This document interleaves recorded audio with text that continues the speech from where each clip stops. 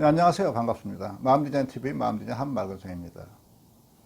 부부 셀프 힐링 홈스쿨링 영상입니다. 영상의 뒷부분에 무조건 따라하기가 있네요. 영상의 적용편입니다. 구독과 좋아요, 알림을 눌러주시고 네, 저하고 함께 해주십시오. 네, 오늘 영상 시작하도록 하겠습니다. 누군가 이런 질문을 해왔습니다. 남편이 상간녀와 관계가 있었다는 거예요. 이 사람을 믿고 살아야 하는지, 아니면 계속 이 사람의 말과 행동 이런 거 일거수일투족 감시를 해야 되는지, 헤어져야 하는지, 이런 것이었죠. 이분의 사건은 이렇게 시작됐습니다. 이분의 말을 빌리면 이렇게 됩니다. 나는 어느 날 남편의 스마트폰을 우연히 보게 되었습니다. 남편이 어떤 여인에게 카톡으로 교회에 있는 근사한 맛집 사진을 찍어서 올려놓고요. 여기 함께 들러서 같이 식사하고 싶다 이렇게 톡을 올려놓은 겁니다. 이 사람 나하고는 동네에 있는 짜장면집에 들르는 것도 싫어하는 사람이거든요. 하늘이 쿵하고 무너지는 느낌이 들었어요. 그리고 나는 그동안 남편의 의심스러웠던 이런저런 행동들이 머리에 떠오르기 시작했습니다. 이 사람의 그동안 SNS 내용을 쭉 훑어보게 된 거예요. 근데 이게 웬일이죠? 이게 오늘 일이 아니었던 거예요. 그동안에 이런 일이 쭉 몇 달 동안 이어져 왔던 겁니다. 이 사람의 카톡의 기록을 뒤졌어요. 근데 카톡의 타임라인을 보니까 내가 이 사람에게 큰아이가 아파서 응급실에 가야 된다고 전화해서 잠깐 들르라 했더니 그 시간에 업무 때문에 바쁘다 하고 그 시간을 핑계댔던 바로 그 시간에 이 사람 상대 여자와 차를 마시면서 히히덕거리고 있었던 거죠. 이런저런 사연도 많지만 특히 용서할 수 없었던 것은 내가 친정어머니가 돌아가서 장례식을 치르고 사모제를 치르는 그 슬픔의 기간에도 그 틈새 시간을 내서 그 여자와 시간을 보내고 있었던 거예요. 어떻게 사람이 이럴 수가 있는 거죠? 짐승도 이럴 수가 없는데 하는 생각이 들었습니다. 남편의 말대로 성적인 접촉은 없는 것 같았어요. 그렇다고 그것이 모든 걸 다 용서할 수 있는 건 아니죠. 남편은 그동안 나와 함께 삶을 살았던 게 아니었어요. 몸은 나하고 함께 있었는데 마음은 전혀 다른 사람에게 가 있었던 거죠. 이건 그냥 노래방 가서 무슨 어떤 하나의 무슨 성적인 일탈한 것보다 내 가슴을 더욱 아프게 했습니다. 나는 심한 배신감에 온몸이 떨려오고 정신과에서 공황장애 진단도 받게 되었어요. 그리고 마음은 극도로 우울해졌죠. 나에게 이것을 벗어나는 길은 이혼 이외에는 다른 방법이 없었습니다. 그리고 이혼 절차에 돌입했습니다. 근데 아이들이 있잖아요, 2명. 그래서 이 아이들 때문에 조정기간이 주어졌어요. 싫었지만 조정기간에 부부 상담을 할 수밖에 없었죠. 근데 남편이요, 상담에서 어떤 깨달음이 왔는지 그동안 자신이 살아온 삶에 대한 정말 진심 어린 반성을 하는 것처럼 보였어요. 나도 시간이 흐르면서 조금씩 감정이 잦아들기 시작했고요. 남편은 가족 해체 위기가 오니까 이제 비로소 가족의 소중함을 알게 된 것 때문인지, 아니면 상담에서 무엇 어떤 깨달음이 있었는지 자신의 지나온 삶을 사과하고 용서를 구했습니다. 그리고 전과는 나와 자녀들을 다르게 대하는 게 눈에 보이기 시작했어요. 나에게도 진심으로 다정하고 아이들에게도 잘하기 시작했습니다. 나도 남편의 행동이 변한 것에 조금씩 마음의 위로를 받기 시작하고 주변의 지인들도 자녀들을 생각하라는 권고에 마음이 흔들렸어요. 그리고 남편을 용서하고 다시 시작해야 되겠다 하는 마음을 먹었지요. 그리고 조정기간이 끝나기 전에 소송을 접고 다시 함께 살기 시작했습니다. 근데 생각지도 않은 문제가 생겼습니다.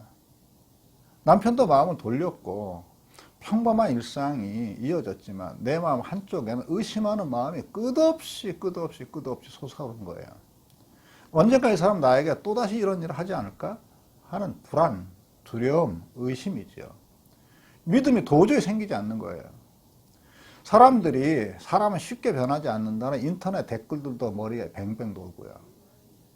이 사람이 지금은 나와 자녀들에게 성실하게 하지만 언제까지 그럴까 하는 의구심도 들고, 지금은 단지 내 걱정을 덮어놓고 그냥 이 삶의 안전을 유지하려고 저러는 게 아닌가 하는 마음이 들기도 하는 거죠. 요즘에 제 삶이 붕 떠 있는 느낌이 드는 거예요.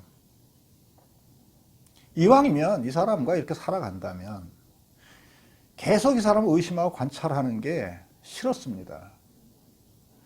이 사람과 만약에 같이 살아야 되는 게 맞다면 다시 이런 일이 오더라도 그날까지는 마음 편하게 살고 싶은데 믿음이 안 생기는 거예요. 저는 어떻게 해야 되죠? 네, 이런 내용이었습니다. 네, 우리도 모두 마찬가지죠. 우리도 누구나 배우자의 배신을 경험하게 되면 그 전과 같은 믿음은 사라지게 됩니다. 이거는 뭐 누구도 다 그럴 겁니다. 아무도 여기서 뭐 쿨한 사람은 없을 거예요. 근데 이런 상태에서도, 네, 완전히 믿지 못하는 상태에서도 많은 사람들이 새로운 부부관계에 돌입을 하고 새로운 삶을 시작을 합니다. 그런데요, 피해 배우자의 마음 한쪽에서는 그를 믿지 못하는 마음이 생기는 겁니다. 일거수일투족이 의심스럽고 불안합니다. 믿지 못하는 거죠. 이게 그 무섭다는 의부증이 아닌가 싶기도 하고요. 네, 어떻게 해야지? 하는 질문이 당연히 생기는 거죠. 네, 많은 분들이 이런 마음의 고통을 당하고 있죠. 누구나 이 문제를 겪어본 피해 배우자는 배우자를 100% 믿는다는 게 거의 불가능하다는 것을 압니다. 이런 경우에 이런 분들은 내가 이제 믿을 것인가 말 것인가로 마음의 고통을 겪어요. 그런데요, 이런 게 있습니다. 우리가 무엇인가를 믿는다는 것은 무엇인가가 믿을만 해서 믿는 것은 아니죠. 우리가 믿는다는 것을 그런 용어로 쓸 때는 믿을 수 없는 것을 믿는다 하는 거죠. 그때 우리는 믿는다는 말을 쓰는 겁니다. 다시 말씀드리면 우리는 믿을 만한 것에는 믿는다는 말을 쓰지 않는다고요.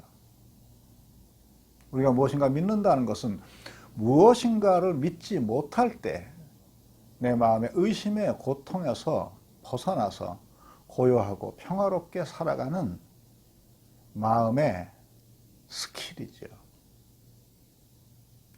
그렇다면 믿는다는 것은 그의 문제가 아니라 나의 마음의 문제라는 거죠. 믿음은 그를 위해서 믿는 게 아니라 나를 위해서 믿음이 필요한 거랍니다. 또 믿음은 미래에 관한 문제가 아니에요. 미래가 내가 원하는 그런 미래가 있을 거다 하는 이래서 내 믿음이 필요한 게 아니라 오늘 지금을 평화롭고 고요하게 사는데 필요한 마음가짐이에요. 특히 배우자의 외도 문제로 믿음에 문제가 생긴 경우는 누구나 앞으로는 95%의 믿음 수준으로밖에 살지 못합니다. 5%는 믿지 못하는 의심이 마음속에 남겨질 수밖에 없는 거죠. 근데요, 새로운 삶을 살아가기로 결심한 부부라면 이 5%의 불신을 변형시켜야 해요. 만약에 이 5%의 모자라는 믿음을 부부의 친밀감을 지속적으로 유지하기 위한 접착제로 사용할 수 있다면 5%의 모자라는 믿음을 우리의 성숙과 친밀함을 위해서 변형시킬 수 있다면 이 모자라는 5%의 믿음은 오히려 부부의 친밀감을 돕는 재료가 될 수도 있겠네요. 네, 믿음의 문제는 미래의 관계가 있는 게 아니라 오늘의 삶의 관계에 있는 것이죠. 왜냐고요? 잘 생각해 보십시오. 그를 믿으면 오늘 사는 내가 오늘의 삶에 당장 달라지지 않나요? 그런 식으로 그를 믿으면 미래가 변하는 것이 아니라 오늘의 삶이 변하는 거죠. 그래서 믿음은 미래가 내 기대대로 될 것이라는 기대보다 오늘을 온전하게 살아가기 위한 마음의 기술입니다. 무조건 따라하기입니다. 상상해 보세요. 오늘부터 나는 그를 믿기로 결정합니다. 95%의 믿음을 100%로 알고 그렇게 믿습니다. 자, 자신이 어떻게 변하나요? 내 자신의 일상이 어떻게 변하는지 네, 한번 상상해 보십시오. 나의 불안감이 해소되고 매일 살아가는 하루가 감사하고 생기 있지 않겠어요? 자녀들도 정서적으로 안정이 될 거고요. 네, 자각하십시오. 다시 반복합니다. 믿음의 문제는 미래 혹은 내일의 문제가 아니라 오늘의 문제입니다.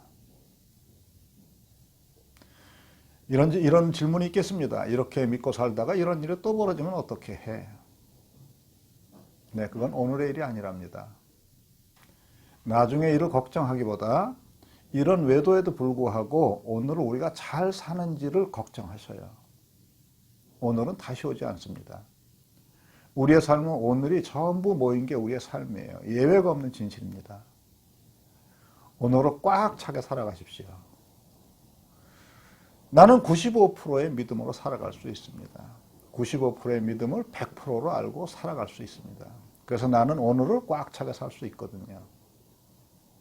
그리고 5%의 부족함 때문에 배우자에게 더욱 집중해야 한다는 것을 알고 5%의 부족함을 우리 부부의 친밀감을 돕는 재료로 사용하십시오. 네, 그런 삶을 살아가셔요. 오늘 여기까지 하도록 하겠습니다. 감사합니다.